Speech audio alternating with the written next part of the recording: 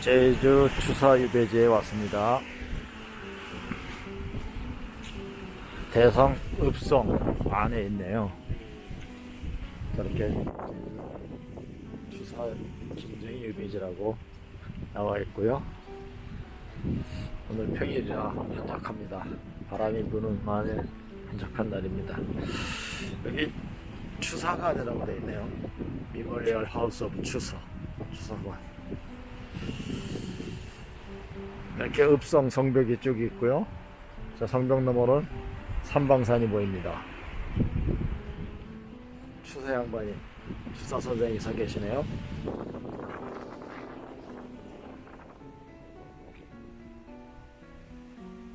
학동 강습.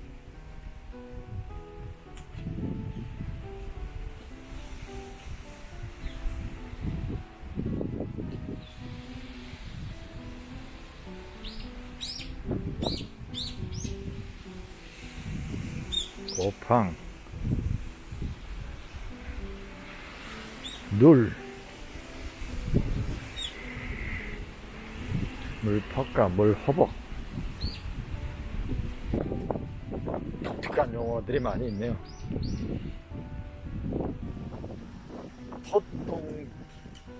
토통실합니다. 화장실에서 키우는 돼지를 얘기하는 의미겠죠? 자, 여기는 초위선사와 추사의 차 교육 문화를 재현해놓은 공간입니다. 초위선사와 추사, 금난지교라고 합니다. 자, 해설사 선생님을 따라 가겠습니다. 세한.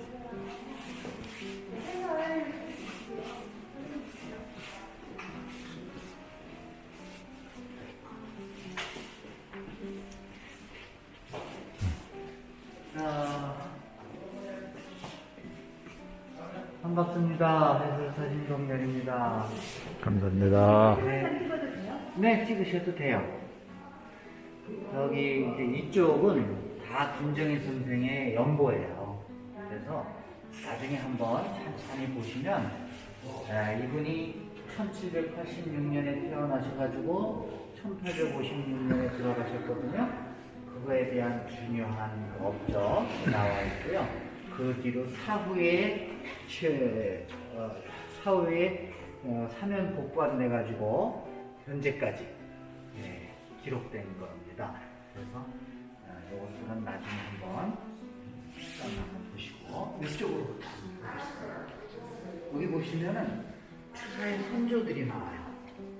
김정희 선생은 워낙 출중하니까 옹방광이 대노승이 도대체 조선에서 어떻게 이런 천재가 왔나 그러면서 경술문장이 대동제일이다 이렇게 칭찬을 해줍니다.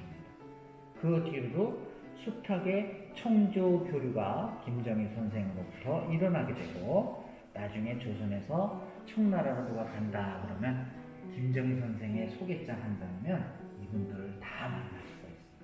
그 정도로 유명한 인사가 됐습니다. 그래서 여기 보시면 경술과 문장이 해동제일이다 이렇게 나와요.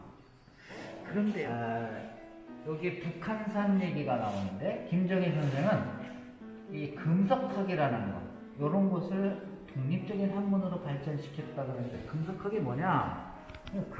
쇠금자에 돌석자 이게 한 44m 된다 그러는데 사실은 김정희 선생이 제주도 오셨을 때 바로 여기서부터 요거를 작품으로 만드신 거예요.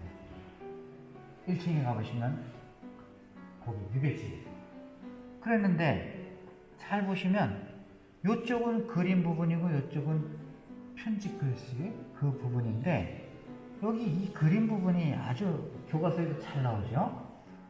세한도 세월 세자 추울 한자 그림 도자 추운 세월 그림 이렇게 하고 여기다가 우선 여기 우선 시상 완당 이렇게 했는데 우선이 누구냐 바로 이상적의 호입니다. 제자 이상적에게 이상적 감상해 보시게 그렇게 하고서 이 노선과 꼿꼿한 취엽수림 뭔지 모르지만 어떤 분은 잣나무라고도 하고 어떤 분은 측백나무라고도 하고 그러는데 이게 도대체 뭐냐? 여기 나옵니다. 여기 보면 공자왈 세한연후 지 송백지 후조라. 송백, 바로 송백이라는 거죠. 송백. 소나무, 측백나무 백자 또는 잣나무 백자, 어떤 백인지 모르지만 이 나무를 빗대서 자신과 제자의 관계를 그림으로 추상화한 게 아닌가, 그렇게 생각이 돼요. 이 노송은 아마도 추사 자신을 나타낸 것 같아요. 기울어지기까지 했어요. 나는 다 늙고 꼬부라졌다. 그러나 나는 죽지 않았어. 그리고 자네가 나를 든든하게 옆에서 지켜주는구나. 이런 것을 나타내는지도 모르겠어요. 나는 이러한 초라한 집에서 산다. 그리고 옆에 편지를 썼어요. 작년에는 만학 배운 2책을 보내주더니 금년에는 우경편을 보내줬는데 이런 것들은 세상에 흔한 것도 아니고 천만리 먼 곳에서 구한 것들을 도대체 일시 구하지 못하고 비싼 돈을 들여 구한 거를 권력을 가진 사람들한테 안 주고 해외에 표체한 나한테 주었구나. 세상의 흐름은 태사공 얘기하기를 권리를 따르는 자들은 권력이 떨어지면 다 발걸음이 끊는다고 했는데 자네는 그렇지 않은 거 보니 내가 권력가가 아니냐 아니면은 태사공 말이 틀린 얘기냐 이렇게 칭찬을 해줍니다. 그리고 공자 말씀을 인용을 해요. 공자 말씀에 세한연후 추운 세월이 지난 뒤에야 송백이 시들지 않은 것을 안다. 이 송백은 세한 이전이나 세한 이후나 변함없이 푸르다. 그런데 자네는 마찬가지로 세한 이전이나 세한 이후나 변함없이 푸르구나. 성인의 칭찬을 받을 만하다. 이렇게 칭찬해 준 글이에요. 그리고 세상에 권력만 따르는 세태가 크게 달했다. 슬픈 지압이 완당노인이 썼다. 이렇게 끝났습니다. 이것이 바로 김정희 선생이 제자 이상적에게 한여름에 그려서 준 거예요. 한여름 더운데 세안도입니다. 추운 세월 그리며 바로 세안을 지나고 있는 자신을 이렇게 추상화한 겁니다. 청해 명사들의 댓글이에요. 이렇게 받아가지고 와가지고 김정희 선생 스승에게 보고하고 제가 잘했죠 그랬는데 이분이 이거를 간직하고 있다가 나중에 죽을 때 보니까 김병선에게 물려주고 죽었어요. 김병선이 제자입니다. 이상적의 제자예요. 김병선이 죽을 때는 아들 김준학에게 물려줬어요. 그 김준학이 자기 거라고 제일 앞에 표본을 해놨어요. 완당대한도 후학 김준학, 여기 후학 김준학 이렇게 써 있습니다. 그리고 이 김준학 분이 심심하면 평생 간직하고 있다가 꺼내서 보면서 다시 중간중간에 자기 거를 글을 2개나 다시 넣었어요. 그리고 김준학 분이 이걸 가지고 있었으면 바보가 됐을 텐데 나중에 보니까 구한 말에 친일파 민영이한테 넘어갔어요. 어떻게 넘어갔는지 몰라요. 뺏겼는지 어쨌는지. 민영이 그 아들 민규식 그러다가 일제강점기 때 후지츠가 이분이 이 제안도 원본을 갖게 된 겁니다. 이거 전체를. 그래가지고 후지츠가가 나중에 이거를 일제강점기 말에 일본에 패망할 거 알고 동경으로 가져가요. 모든 짐을 다 싸들고 동경으로 가져가요. 그때 동경에 이 대동문화학원을 짓고 여기다가 잘 보관해놨는데 손재영이라는 진도 서예가가 이거를 찾으러 갑니다. 이거는 우리나라 보물입니다. 돌려주십시오. 돈은 얼마든지 드리겠습니다. 보름을 찾아가서 그렇게 설득하다가 나중에 이 후지츠카가 내가 죽으면 줄게. 그러다가 지금 주십시오. 언제 기다립니까? 결국은 이분이 설득해가지고 이거를 찾아오는데 성공을 했어요. 나중에 후지츠카가 당신이 맡아주시오. 당신이야말로 정말 맡을 자격이 있습니다. 우리가 다 김정희 선생의 동수가 아닙니까? 사속한 동문이 아닙니까? 이러면서 이걸 내줬다고 해요. 그러는데 그걸 내주고 나서 3개월 뒤에 미군 동경 공습이 있었는데 그때 대동문화학원이 불타버렸대요. 거기에 모여있던 김정일 선생 관련 많은 작품들이 대부분 소실이 됐습니다. 그리고 남은 작품들, 남은 자료들은 나중에 이 후지츠카의 아들인 아키나오가 2006년도에 그거를 4,900만 이 소전 손지영 선생이 이 작품을 찾아온 것만으로도 대단한 일을 한 거죠. 그렇게 해서 45년 해방을 받고서 이 작품을 누구한테 보여줬냐 하면은 오세창, 이시영, 정인보 이 세 사람한테 보여줍니다. 그래서 그분들의 창문이 제일 끝에 달려있어요.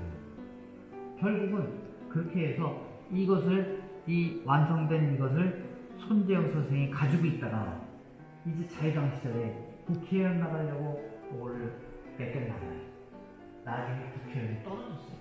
그래가지고 이게 넘어갔습니다. 누구한테 넘어갔나 봤더니 손색이, 개성부자 수직가의 손색이한테 넘어갔고 그 아들 손창근에게 넘어갑니다. 마지막 소유자가 손창근이에요.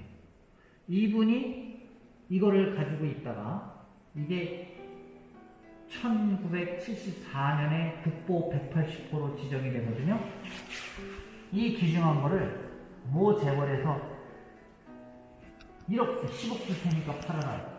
그래서 끝까지 가지고 있다가 304점이나 되는 많은 문화재급 작품들은 국립중앙박물관에 기증하고 요거 하나만 계속 기탁 상태로 남겨놨는데 2020년도 불과 2년 전 일이에요. 12월 달에 손창근홍이 이거를 마지막 이 나는 거를 마저 기증을 했습니다. 그래서 나중에 청와대 표창도 받고 분장도 받고 그랬는데 이 전체가 지금 그래서 국가 소유가 된 겁니다. 이제 국민들 품에 안기게 된 거예요. 이거는 뭐 가치로 따질 수가 없어요. 근데 이거를 이 안에 독특한 서치를 완성하신 거예요. 그래서 다른 사람들이 볼 적에 김정일 선생의 글씨는 괴하다 그렇게 얘기합니다. 괴하다. 그런데 그분이 하시는 말씀이 있어요. 내가 쓰면은 괴한 거를 어떡하란 말이냐. 그렇지만 내가 이 글씨를 쓰기 위해서 70평생 벼루 10개를 밑창을 내고 붓 1000자루를 몽땅구수로 만들었다. 이런 말씀을 친구 김경현한테 편지를 썼어요. 내가 70평생에 마천시변 독진천호했다. 이렇게 말씀을 합니다. 자, 이쪽으로 오세요. 여기 없은 문자에 뭐 새가 앉아있는 것 같아요. 물숫자입니다. 물수, 물이 흐르고 흐를 자. 요거는 마치 새가 불이가 나온 것 같아요. 그리고 이렇게 뭔지 모르겠는데, 야, 이게 무슨 글자냐. 나중에 이분이 쓴 다른 그 글씨를 비교해 보니까 이거는 꽃 화자라는 게 달려있어요. 꽃 화자. 풀초변의 변화 화자를 이렇게 그림처럼 그리신 거예요. 꽃 화자요. 꽃 화자를. 마치 꽃잎이 있고 새가 앉아있는 것 같고 이런 글씨. 그림 같은 글씨. 이게 추사치의 바로 특징입니다. 그래서 빈산에 사람은 없고 물은 흐르는데 꽃이 피었네. 마치 한 폭의 그림을 보는 것 같죠?